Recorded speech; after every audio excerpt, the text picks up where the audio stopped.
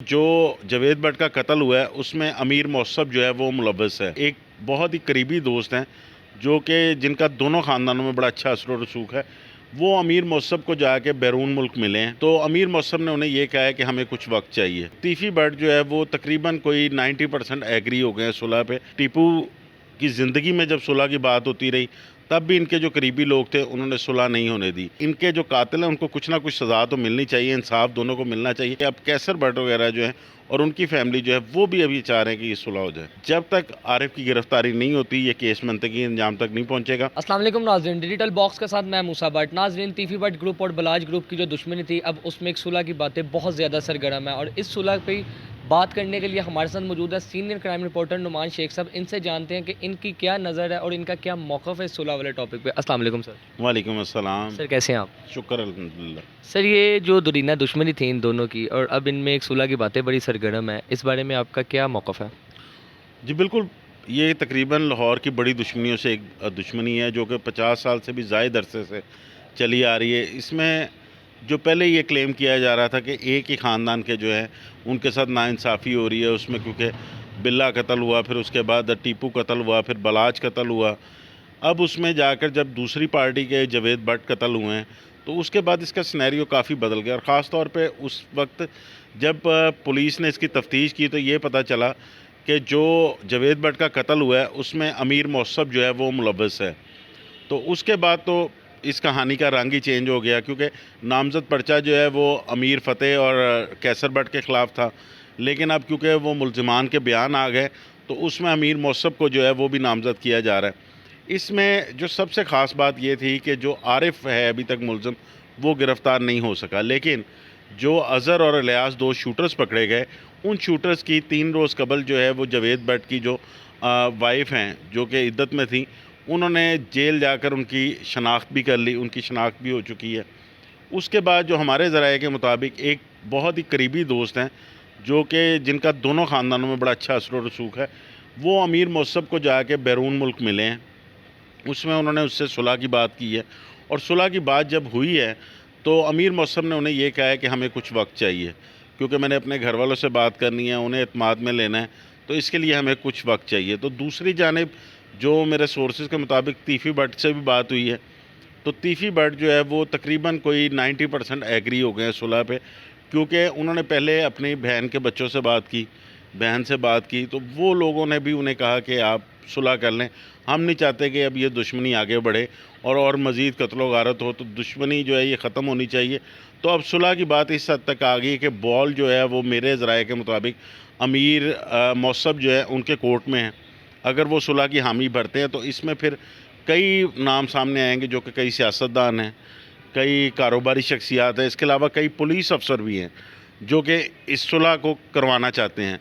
तो वो सारे मिल बैठ के फिर इनका कोई सुलह का प्लान करेंगे तो इनकी सुलह होगी। अमीर बलाज के एक दोस्त के नाम से एक बंदा सामने आया कि जी मैं अमीर बलाज का दोस्त हूँ और इसमें ये सुलह नहीं होनी चाहिए। ये लोग कौन है? देखिए, इसमें जो एक वो बिलाल साहब, जो मियाँ बिलाल साहब, उनका पहले भी इंटरव्यू आया था, जो कि दोनों फैमिलीज़ के दोस्त थे।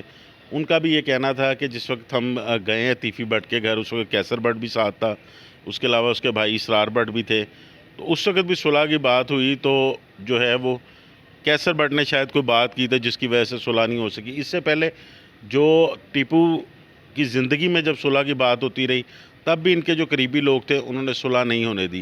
तो अब जो मेरा एक ख़्याल है कि जिस तरह ये सुलह की बातें हो रही हैं, तो अब वो लोग जो कि एक, आप ठीक है जस्टिस फॉर अमीर बलाज का जो आपने स्लोगन चलाया हुआ है वो अब जस्टिस फॉर जावेद भट्ट के लिए चला रहे हैं। इनकी बिल्कुल, इनके जो कातिल हैं उनको कुछ ना कुछ सज़ा तो मिलनी चाहिए, इंसाफ दोनों को मिलना चाहिए। लेकिन अगर सुलह होने से जो है आगे कत्लो गारत बच जाती है, दोनों ख़ानदानों के जो है लोग आगे मरने से बच जाते हैं, तो ये सुलह ज़रूर होनी चाहिए।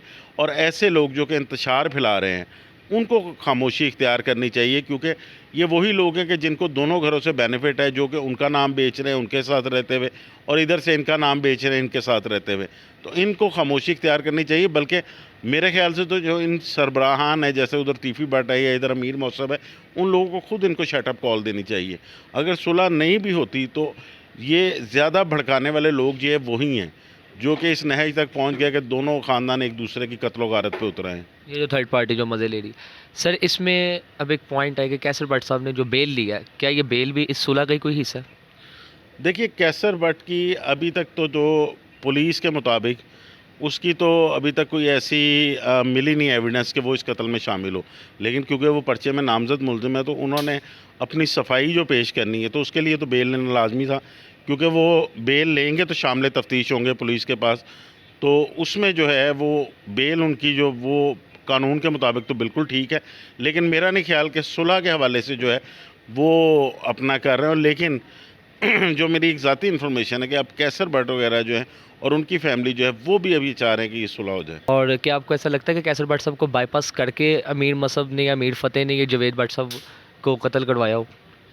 देखिए, कुछ कह नहीं सकते, क्योंकि पहले जिस तरह अमीर फ़तेह का नाम था, उसके बाद कैसर भट्ट का नाम था, और अमीर मौसम जो है वो क्योंकि मुल्क से बाहर था उस वक्त जिस वक्त ये मर्डर हुआ। तो ये प्लानिंग कहाँ पे हुई, ये सारी चीज़ें पता चलेंगी उस आरिफ की गिरफ़्तारी के बाद। जो मेन जिसके बारे में बताया जा रहा है कि अज़हर और लियास जो मेन शूटर्स थे, वो आरिफ के थ्रू जाके जो है मीर मौसम को मिले थे, वहाँ पे ये प्लान हुआ। लेकिन जब तक या तो मौसम शामिल तफ्तीश हो तो वो बताएगा, या फिर जो आरिफ है वो पकड़ा जाए तो अब उसके इंकशाफात आएंगे कि ये प्लानिंग जो होती रही, क्या उस वक्त जिस वक्त वो अमीर मौसम को मिलता था वहाँ पे अमीर फ़तेह और कैसर भट्ट मौजूद होते थे, या उनके नॉलेज में था, या किसी ना किसी तरह उनका कोई रब्ता ये आरिफ के साथ हुआ हो इस कत्ल के मुतालिक। तो ये सारी चीज़ें जो है ये तफ्तीश के बाद सामने आएंगी। जब तक आरिफ की गिरफ़्तारी नहीं होती ये केस मंतकी अंजाम तक नहीं पहुँचेगा, या फिर अमीर मौसम जो है वो खुद आकर कोई बयान नहीं देते कि मेरा भाई और जो कैसर भट्ट है वो इसमें शामिल हैं कि नहीं हैं। सर, कैसर भट्ट साहब सुनने में आ रहा है कि वो पाकिस्तान में नहीं है, तो उनके बेल लेने का कोई फ़ायदा? देखिए, जहाँ तक मेरी इन्फॉर्मेशन है वो पाकिस्तान में है, क्योंकि उनका उनका और अमीर फ़तेह का नाम जो है वो PNL लिस्ट में है जो है, तो उस वजह से वो मुल्क छोड़ के तो नहीं जा सकते। उन दो वो और जो मेरे सोर्सेज के मुताबिक वो पाकिस्तान में ही हैं, बल्कि वो अपनी फैमिली के साथ भी राब्ते में हैं, इनकी फैमिली के साथ भी राब्ते में हैं। तो बेल लेने का जो मकसद है वो तो यही है कि अगर उन्होंने बेल करवाई है तो अगली पेशी पे वो पेश होंगे या शामिल तफ्तीश होंगे, तो वो इस केस में जो है वो अपनी बेगुनाही साबित करना चाहते हैं, मेरा ख्याल है, जिस वजह से उन्होंने बेल करवाई है। सर, इसके अलावा ये जो है जो थर्ड पार्टी जो है, जिस तरह के अब कुछ लोग, कुछ बच्चे जो जवान जो बच्चे इनके साथ हैं, क्या आपको लगता है कि इन बच्चों की भी ये निचले लेवल पे है कोशिश के सुलह ना हो?